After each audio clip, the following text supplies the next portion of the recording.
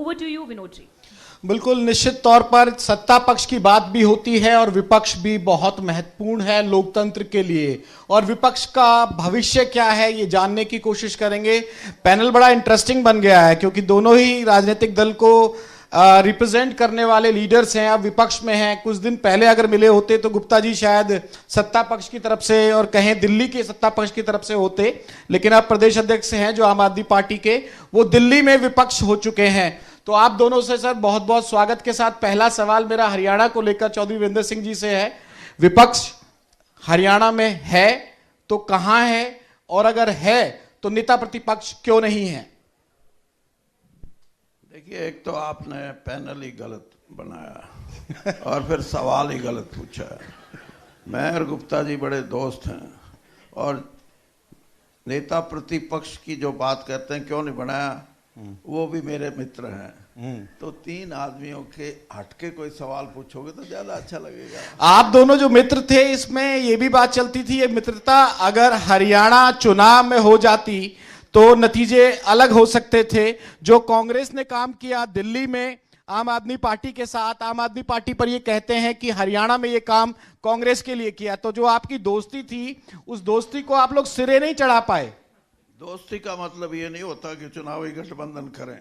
चुनावी गठबंधन किसी सिद्धांतों पे और एक व्यापक रूप से सहमति से बनता है, ऐसे नहीं बनता कि हम मित्र हैं तो बन गया, ऐसा नहीं है। लेकिन ये ज़रूरी है कि कहीं ना कहीं सहमति की बात जब आती है तो उस पर विचार विमर्श के बाद ही, आपको पता होगा कि पार्लियामेंट में हमारा समझौता था और हरियाणा में भी उसकी आपको झलक नज़र आई होगी कि आप पार्टी ने बहुत बढ़िया चुनाव लड़ा, गुप्ता जी उसके प्रत्याशी थे। लेकिन चुनाव खत्म होते ही आप पार्टी ने ये कहा कि अब हम अकेला चुनाव लड़ेंगे दिल्ली का, अब हमारा इंडिया गठबंधन के साथ चुनाव लड़ने का कोई इरादा नहीं।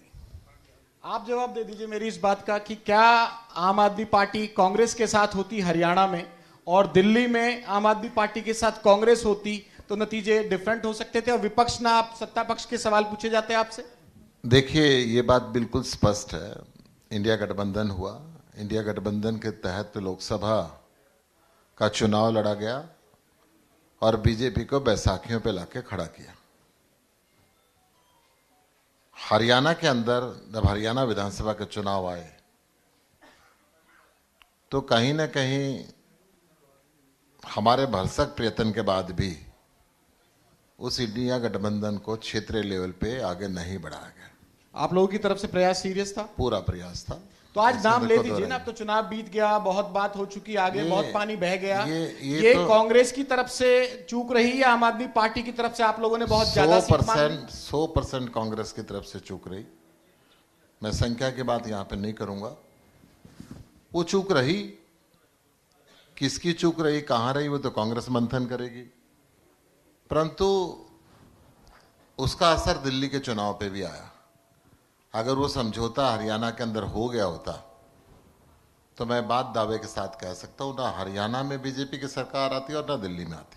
तो इसीलिए तो मैंने कनेक्ट करते हुए सवाल पूछा आपसे। लेकिन जो इंडी गठबंधन के नाम के साथ विज साहब का एक कोट है, वो कह रहे हैं कि इंडी गठबंधन ना सहूलियत के हिसाब से है और ये भिंडी गठबंधन बन गया है।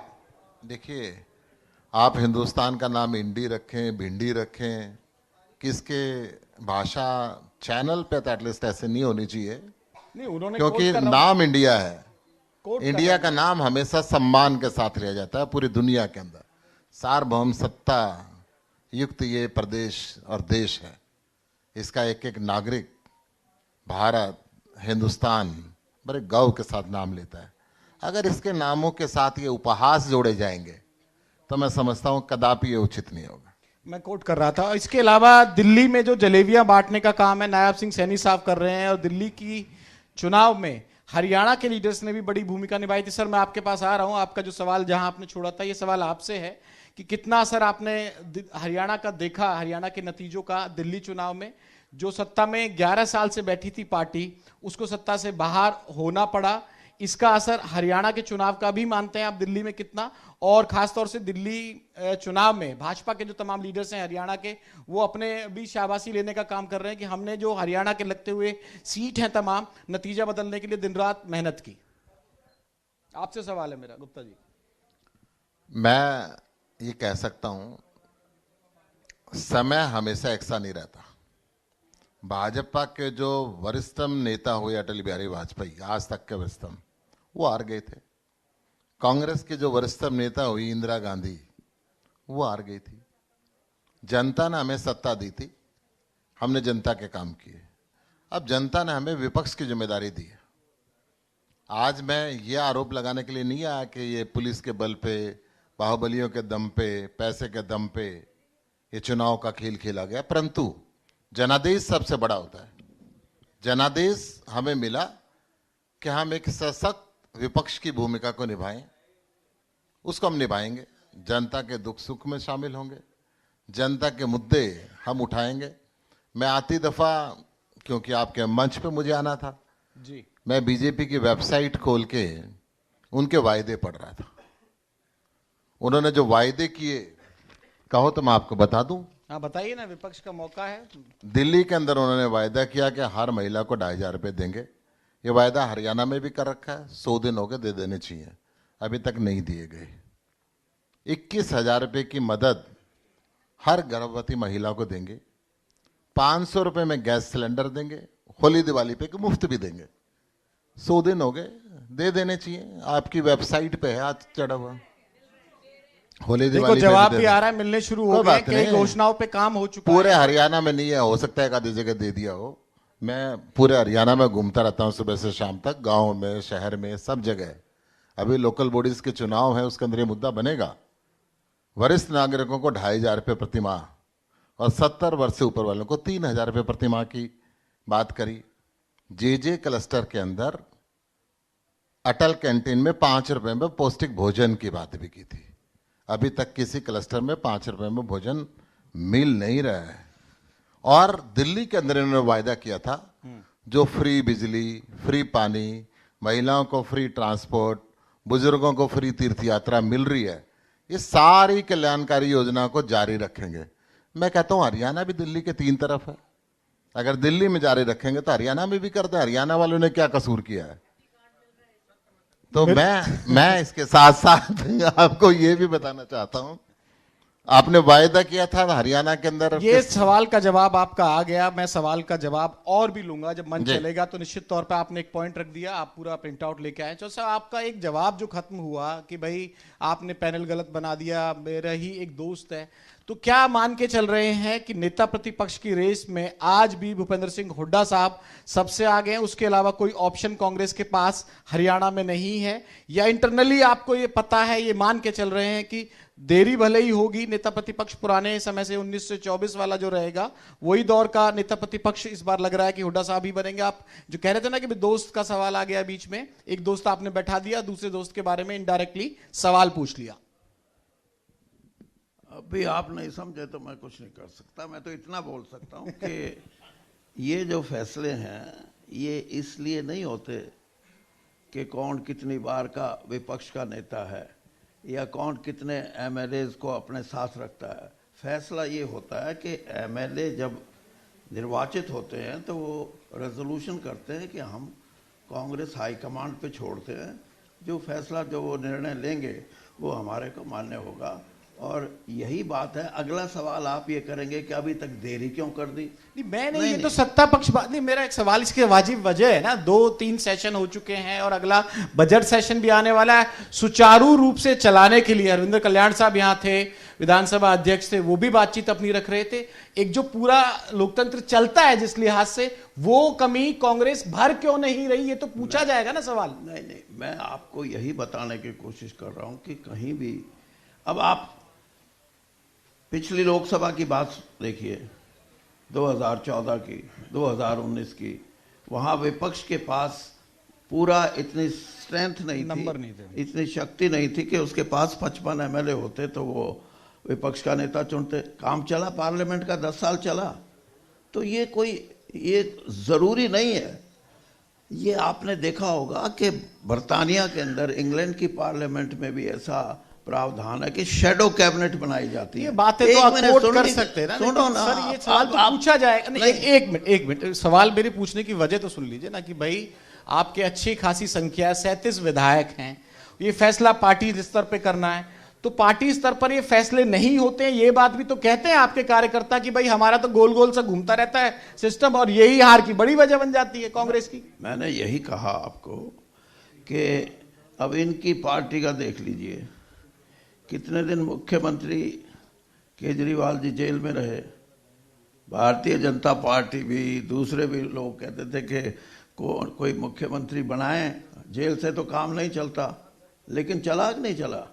तो ये आप ये बात जो करते हैं इन बातों में कि क्यों नहीं बना अभी तक, कब बनेगा, ये सवाल हमें तय करने हैं, कांग्रेस पार्टी ने करने हैं। इसके पीछे भी स्ट्रेटेजी है। कांग्रेस पार्टी के पास ऐसा प्रस्ताव है, जो हमारा पार्लियामेंट्री पार्टी है, पार्लियामेंट्री बोर्ड है, उसने फैसला करना है, और जो फैसला वो करेंगे वो पार्टी जिसको भी सीएलपी लीडर बनाएंगे वो काम करेंगे। नगर निगम चुनाव में सिंबल पे जा रही है कांग्रेस, और आम आदमी पार्टी पर भी आप सुशील गुप्ता जी जवाब दे दीजिएगा, क्योंकि आपकी जो सत्ता पक्ष है यानी कि भाजपा है, जो हरियाणा में लगातार मीटिंग कर रहा है, आपकी भी मीटिंग हो चुकी है मुझे पता है, और लेकिन उन मीटिंगों के अलावा लिस्ट ही आने वाली है, नॉमिनेशन की तारीखें भी शुरू हो रही हैं कल से। तो इसको लेकर, नगर निगम चुनाव को लेकर क्या फैसला हुआ है, आपकी जानकारी क्या है कांग्रेस को लेकर? देखिए, हमने अभी मीटिंग की है, परसों मीटिंग की है, उसमें कुछ निर्णय लिए गए हैं, और हर जो भी उसके अंदर शामिल था उन्होंने अपने अपने तरीके से अपनी राय रखी, और आम तौर पे ये एक सवाल था कि हम चुनाव सिंबल पे लड़ें, तो उसमें सहमति बनी है। कुछ चीज़ें ऐसी हैं जो वहाँ की लोकल, जो हमारी पार्टी के कार्यकर्ता हैं या सो कॉल्ड लीडर हैं, उन पे छोड़ी गई हैं कि भाई छोटी म्यूनिसिपल कमेटी है, म्यूनिसिपल कमेटी में क्या चुनाव सिंबल पे लड़ें या ना लड़ें, ये फैसला वो करेंगे। लेकिन जहाँ तक कॉरपोरेशन की बात है, जहाँ तक मेयर की बात है, जहाँ तक म्यूनिसिपल काउंसिल की बात है, वहाँ कोशिश यही होगी कि हम चुनाव लड़ें और सिंबल पे लड़ें। और इसके साथ साथ मैं आपको ये बता दूं, हमने अगला कदम भी उठाया है। क्या? आज हमारे साथी अध्यक्ष हमारे उदयभान जी और उनके साथ कांग्रेस के बहुत से साथी हैं, जो आज गए हैं इलेक्शन कमीशन के पास, और हमने ये कहा है, और हम पहली पार्टी हैं जो इस दिशा में एक व्यापक रूप से काम करना चाहती है कि ये जो चुनाव आने वाले हैं ये बैलेट पेपर से हो, ना कि ईवीएम से। सुशील जी, आप भी राय रखते हैं आम आदमी पार्टी की? देखिए, मैंने अपने राष्ट्रीय नेतृत्व से बात की, अरविंद केजरीवाल जी से बात की है, और उनका स्पष्ट निर्देश है कि हरियाणा की जो इकाई है वो फैसला ले। आज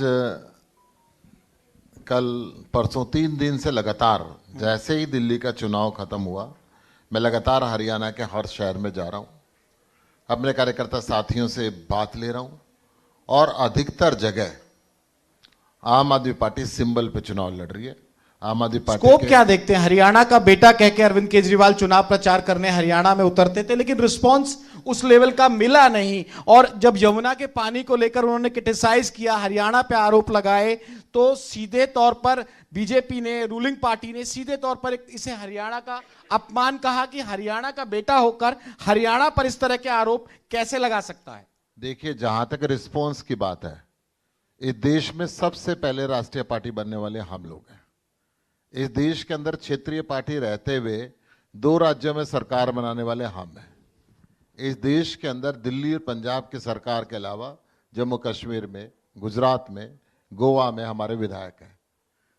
दर्जनों राज्यों के अंदर हमारे चुने हुए प्रतिनिधि हैं, मेयर हैं, जिला पार्षद हैं। यमुना वाला मुद्दा गलत मैं आपको दोनों, पहले का सवाल का जवाब दे, दूसरे का भी दूंगा। यमुना, गंगा इस देश की लाइफलाइन है। उनको हम नदी नहीं मानते, माता मानते हैं, पूजा करते हैं। यमुनानगर से जब शुरू होती है सारा इंडस्ट्रियल वेस्ट इंद्री तक एक नाले के साथ साथ चलता है और इंद्री के अंदर वो मिला दिया जाता है बिना किसी एसटीपी तो दूध का सुनिए दूध पानी सुनिए के लिए मैं वजह नहीं मैं काट आपको क्यों रहा हूं मैं आपको उन्होंने बता रहा पानी हूं लाके पी के दिखा दिया दो और थूक जब- दिया जब और दिल्ली जमुना के border अंदर ही में थूक घुसे, दिया जब दिल्ली के हजम नहीं border हुआ में घुसे, वहां तो पे- यहाँ के मुख्यमंत्री ने वो थूक दिया वो भी नहीं, कैमरे के वो- सामने ही था वो तो आप लोगों ने उन्होंने पूजा पाठ और उस तरह से पूजा किया, वो कह करके रहे हैं आम आदमी पार्टी की मतलब बड़ी यमुना कोशिश के है। जल का इतना सा आचमन करें और उसको यमुना में थूक दें मैंने तो आज तक नहीं देखा वो कह रहे हैं कि वीडियो आप लोगों ने दूसरी उठाई थी वहां से। अच्छा मैं कह रहा हूं आप मेरे साथ चलें आपके कैमरे के टीम के साथ चलें अगर इंद्री के अंदर सारा इंडस्ट्रियल वेस्ट खुला ना पड़ रहा हो पल्ला में 16 तारीख को भंडारा हो रहा है, पता है दहीसरा में आपको? ना पड़ रहा हो मैं आपको पानीपत की सोनीपत की और करनाल जिले की तस्वीरें आपको भेज दूंगा साफ करने की जिम्मेवारी तो केजरीवाल साहब ने भी उठाई थी उन्होंने नहीं, माना अपने सुनिए। चुनाव के दौरान ही कि भाई हाँ मैं फेल हो गया यमुना को लेकर जितना बिल्कुल काम- बिल्कुल हम ये ना मैं हम सवाल जो मेरा मूल मैं था कि ये आपका- मुद्दा मैं आप- उठाना मैं क्या आपके सवाल का जवाब दे रहा हूं क्योंकि उसको आप सुनो आप प्रदेश पूरा अध्यक्ष हैं पूरा तो हरियाणा सुनना के। पूरा तो सुनना पड़ेगा ना जी जी जी अगर आपने सवाल किया जवाब भी पूरा सुनना पड़ेगा बिल्कुल सुनाइए। आम आदमी पार्टी वायदे करके ये नहीं कहती है चुनावी जुमले थे अरविंद जी ने कहा कि मैंने वायदा किया था यमुना का साफ करूंगा 2 साल मेरे को जेल में रखा 2.5 साल कोविड हो गया मैं नहीं कर पाया पूरा इसका उदाहरण मेरे आगे पास करूंगा पूरा एसवाईएल की जब बात आती है पंजाब का कुछ अलग स्टैंड होता है पंजाब से निकल कर आना था आप लोग बहुत हरियाणा में अलग बहुत बात करते सही हैं, बात दिल्ली है में अलग बात करते मैं हैं। मैं जब ये pollution- समझता इसके हूं उदाहरण है सुनिए ना मैं इसलिए ऐसे नहीं कह रहा इसके उदाहरण है जब पोल्यूशन की बारी आती थी पहले जब आप लोगों की सरकार पंजाब में नहीं थी ये सवाल है सत्ता पक्ष कहता है कि भाई आप लोग तो ऐसी राजनीति करते हैं जो आपको सूट करती है जब पंजाब को आप लोग दोष देते थे अब सिर्फ हरियाणा को दोष देते हैं जब से पंजाब में सरकार बनी ये मुद्दे आखिरकार कितने हावी रहे कि हरियाणा में भी मैं नुकसान आपको हुआ और- विनोद जी ये बता दूं ना हम हरियाणा को दोष देते ना पंजाब को हम सरकार को दोष देते हैं हरियाणा सरकार किसान को संसाधन उपलब्ध कराने में फेल रही इसका और किसान को मजबूरी में पराली जलानी भाई, पड़ी हरियाणा का पंजाब किसान सरकार नहीं ने बैठा है ना। पंजाब सरकार ने मैं- सत्ता परिवर्तन के बाद